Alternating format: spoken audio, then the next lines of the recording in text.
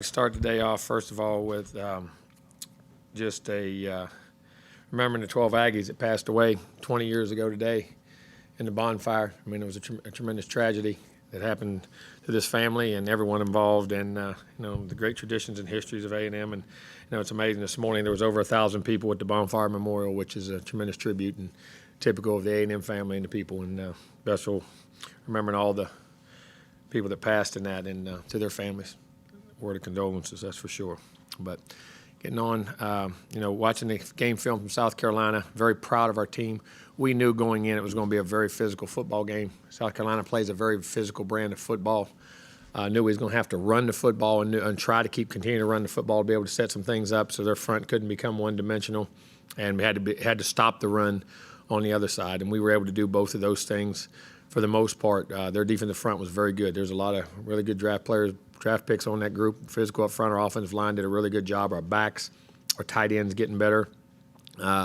Receivers did a great job blocking down the field, and we were able to, keep running the football. And sometimes had success, sometimes didn't. But we had to keep pounding away and got some play actions out of it, and some nice plays that complemented it. And but did a really nice job playing a physical football game. Defensively, same way, stopping the run and being able to play it and win the down and distance battles on first down and early downs, which got you in longer downs, which enabled us to get better pressure. And like I say, we didn't always get a lot of sacks in the game, but the key to me is not just say to how you affect the quarterback. Do you make him move off his spot? Do you make him get batted balls? Does he throw balls? Have to throw them before he wants to throw them and get maybe. And if you can get a clean shot on him, get a clean shot. Things like that. Really, I thought during the game, the attrition of it was very good. So both fronts, in my opinion, did a really, really good job. And like I say, that's a good football team. It's a well-coached football team and a very tough football team. So very proud of our guys in that aspect. Defensively, I thought they did a really good job all night.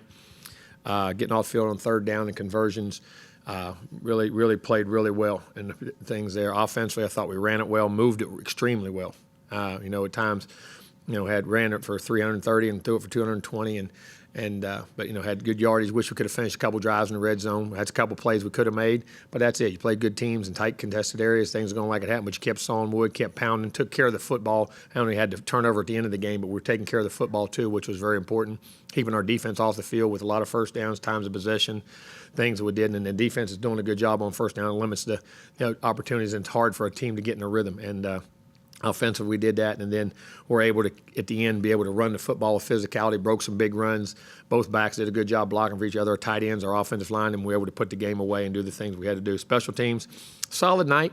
Had a really good return. I thought Nias was really good in the punt return game. Unfortunately, we had two critical penalties that broke two good returns that had us up at midfield, and we had to start back at our 10. We got to get that fixed. We missed a field goal, unfortunately. I know Seth's been pretty good, but we can't have that. We got to get that keep going. But he hit three. He come back and hit some really nice kicks, and the game did a good job. Braden was good, but he actually didn't have his typical night punting the football. But we were pretty good. We covered kicks very well. Our kickoffs were very good, except for the one at the end. We covered punts very well. In that aspect. Again, offensively, one of the things I was proud of, we scored in 2 minutes before the half, was able to get a field goal, which is a long drive, ate it up, got points down there. Didn't like how we started the second half. Thought I'd come out and got a penalty and then had a drop ball and had 2 or 3 things happen. We got to get that cleaned up. But, still a lot of things to work on. We're getting better and better. The young guys are playing with more consistency. We got to keep pounding that to get more consistency out of them because we got an extremely tough opponent coming up this weekend. Georgia, as you watch the film, as sound an opponent as we'll play and have played. I mean, they're solid in all 3 phases. Defenses, they're outstanding. I don't know what there got to be 1, 2, 3 in the country on defense. They're giving up 10 points a game, 260 yards a game, 75 yards rushing a game. Third down percentages, low 30s. I mean, they affect you up front with multiple fronts, multiple packages, blitzes, coverages. I mean, they do a really, really good job. Got really good players, coach very well, and as good a defense as we've played all year without a doubt, by far. Offensively, as good offensive line, they can run the football. Backs are outstanding. I mean, you talk about Swift, but 35 and all them other guys, they're really good players. They use the play-action game very well. Jake's a tremendous quarterback, takes care of the football, makes smart decisions, plays winning football, makes the big plays when he has to, and run it whatever he has to do. Really good player. They have big, long guys at the receiver position, hard to match up in what you do there. And they're a very sound football team, offense and defensively, really good. Scoring 32 and giving up 10, so that's pretty good. And kickers and kickers outstanding, got great range, kicks it off. I think there's only been 10 kicks returned all season on kickoff returns, kicks them out. Punter, excellent. Greg Hangtime gets the ball up. Their returning game got excellent players. So this is a big-time team. They're in the top 4 for a reason. They won the SEC West for a reason. And so we have to go over there in their opponent in their field. And we have to play one heck of a football game to have a chance to compete with them and play. All right, Gabe, then we'll go Olin and Brent. I know when Travion announced he was leaving and you're going into spring ball, you probably thought you'd have Corbin and Vernon Jackson and a lot of guys. But was two-back always something you thought you'd be doing this year? Oh, yeah. I mean, we're always going to do that. I mean, it's going to be when we install day one, we're always going to do that. And then you build from two-back to one-back and how you replace the guy out in the blocking assignments. And that's still your foundation. And it still goes back to where everything starts from and always will. Second row, Olin. Yeah, Coach, we hear about the freshman wall. Guys in their first year that at some point start to decline, but that hasn't been an issue with your guys. Why do you think that? Well, I think there was some times earlier in the year I think it was there. Sometimes the fatigue early, I think there was a lot more early than you thought because you didn't see, I mean, you recognize it with youth, but they were hitting it because some of them got really put in tough situations where they were starters, not in games 6, 7, and 8, but in games 2, 3, and 4, and 5. I mean, it was how to prepare, how to practice, the wear and tear on you mentally, psychologically of playing at that high level, and some of the teams at which we were playing early in the season, that wear and tear. There was a wall there, but they just kept playing. They just kept playing. They learned through it. They fought through it, and I've gotten better. And hopefully, we can get play the last 2 games before we hit another wall, and then we can regroup for a bowl game. But we got to get through these last 2 games with that. But I think they're learning and understanding cause and effect of how we practice, what's required, how to do it, and when you do things right, you get good results. Down front, Brent. How much fun is it for you with your offensive approach that kind of what you're doing, what's old is new again, and defenses are having trouble preparing for that now? Well, I mean, it is. And it's still sound football. It still gives you chances, and you still could throw it. You can still, people don't realize you're getting split pro. That's as good a formation there is to throw the football. When you're basket catching, you got a tight end who's versatile and 2 receivers. That's as good a formation there is to throw the football. People don't look at that. You can do all kind of stuff out of that. So, I mean, it all derives from that. And I think as long as you keep your roots and don't leave them too far, we can go the one back, we can go no huddle, we can do all the spread stuff, but having that as your base where you teach from gives you sometimes when you have to go back and pull it back out, it's good. Front left, Zach, and then Travis. Jimbo, a couple of your guys talked about not letting the moment get bigger than really what it is. Yes. And how do you go about making sure that they have that mentality of taking it one play at a time? Well, here's the thing, about how you practice. Because here's what happens. No matter what you go to a situation, when you get to pressure situations and things start to happen you think are happening too fast, here's what happens to every human being in this world. Your habits come straight to the surface. What you do daily, what you think, what you believe, and you don't even realize it because instinct kicks in, okay? And by making sure you practice right and create the right habits, so if those situations do occur, hopefully those habits come to light. Because I would believe you don't win because you want to, you win because you train to, and how you train and how you practice. Because those things keep coming out. They pull. You can't not do what you do in practice, because it's what you do daily, which makes it is who you are. And so you make sure your practice habits and your process is right. So when those situations come in, and I think experience is the other thing. They've experienced some really tough situations we've been in and some teams we've played. So hopefully that'll help us down the stretch right here. Front left, Travis. 2 questions. First, how impressive have you been with Charles Oliver and that move from cornerback to nickel that I know even Buddy said was one of the toughest positions to play on the field? It is. It's really good because the intelligence and the way things come at you and what your assignments are, and he's done a really good job of commanding that and played excellent football. Gets 6 pass breakups in the game, and what he did playing corner back and forth, it takes a very special guy to go back and forth. And then I know a lot's been said about the schedule and how different teams you'll play now at this end of the schedule. How unique is it with the 2 games that y'all have left to be able to potentially affect the outcome of the playoff as much as y'all have? Well, it is, but as much as we want to affect the outcome of our own program. And how we play and what we do and what we get out of that. I mean, we want to affect our program by how we play, and hopefully we've learned from the games earlier in the year of how to approach those games and understand the level of ball you have to play at consistently, day in, day out. And those young guys, it's going to be nothing but a great learning experience here. But, something hopefully we've learned and we've played well this last month. And we keep November rolling and play well, good football. But it's important for our program. I mean, not just to play. Playoffs is wonderful, but I'm worried about what's going on at A&M. Right side, Gabe. Then we'll go to the left. And Jimbo, in this nickel, kind of playing off Travis' point, you go back to DCS last year, and then all the guys you've used at that spot this year, they've all been successful in that. What is it about that nickel spot? And it depends on what kind of team you play. Mike's doing a really good job by the type of nickels you play based on what they do with the guy in the slot. Sometimes, Chap's done a great job. I mean, all those done a great. I mean, everybody we've put in there has done a great job. But also by their style, of their talent, of what we're playing against, I think we've matched that up very well. And I think it's indicative of the way the game is being played today.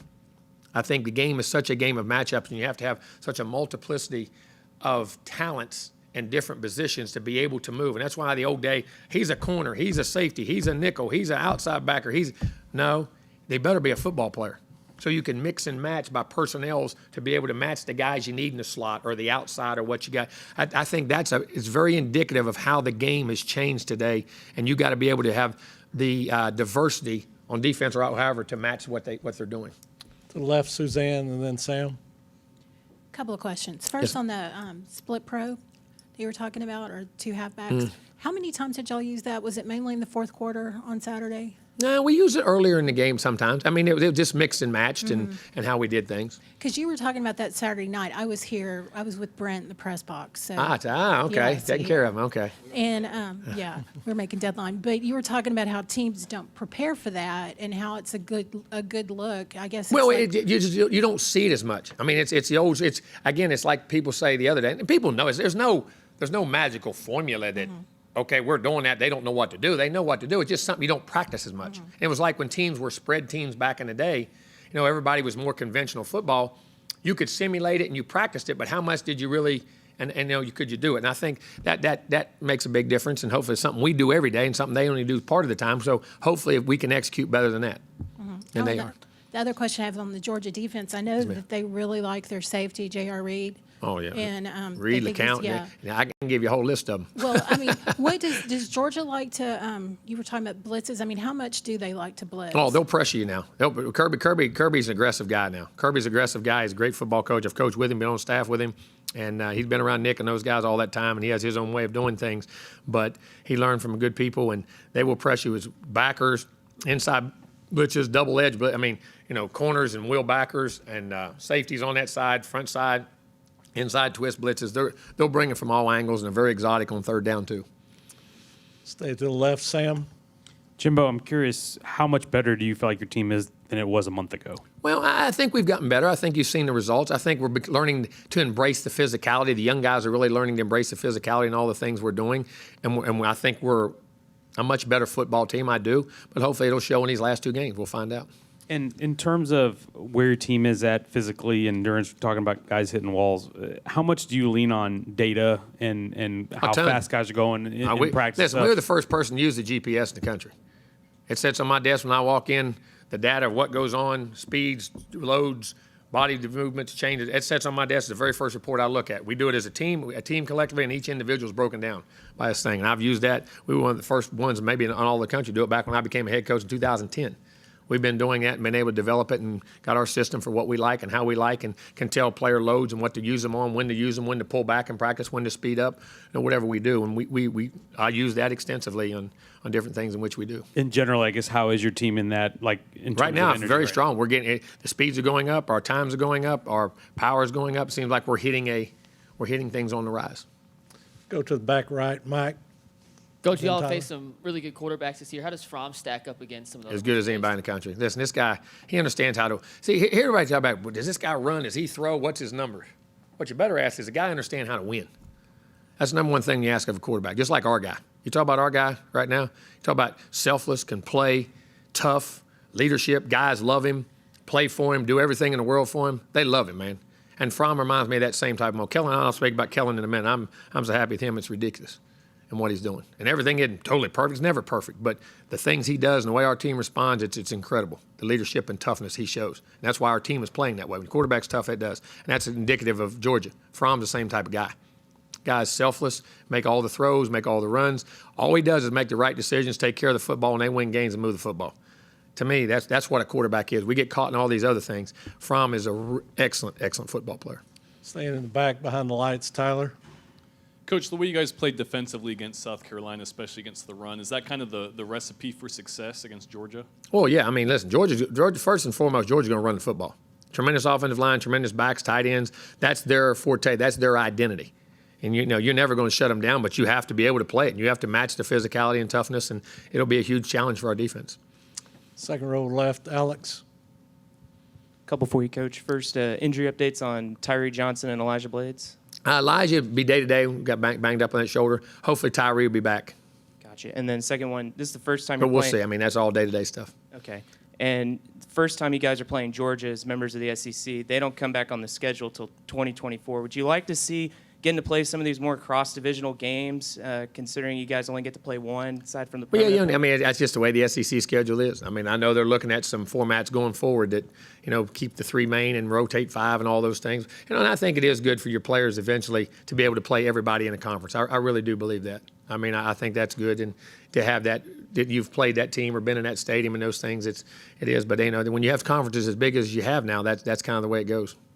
Down front, Brent, and then to the left, Justin. Stick with the theme of two-parters here. So y'all had the ball almost 42 minutes. What's Yep. the key to possessing the ball like that, that kind of time of Patience and third down conversions.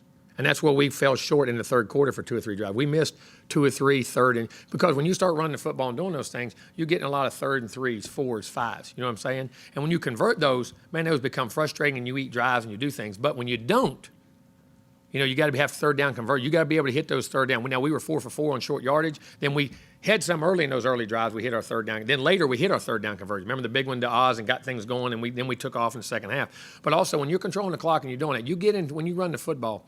2nd 7, you go in 3, but you got to convert a lot of 3 to 2 to 5s. You know what I'm saying? And you have to be very effective in your third down conversions. If not, then you can get to quick 3 and outs. You know what I'm saying? Because if you're creating big plays, you're not going to keep the ball anyway. You know what I'm saying? But I'm talking about those long drives. We had what, 3 or 4 drives, or 12, 13, 14, 16 play drives in that game? There were 3 or 4 or 5 of them. You know what I mean? But the key to that's consistency, eliminate negative plays, don't have penalties, and you got to be able to convert usually 3rd and 2 to 6 or somewhere 2 to 5s in that range. Were you in Cincinnati when you heard about the Bonfire collapse, and what was your reaction at that time? Did you learn a little bit about? I did.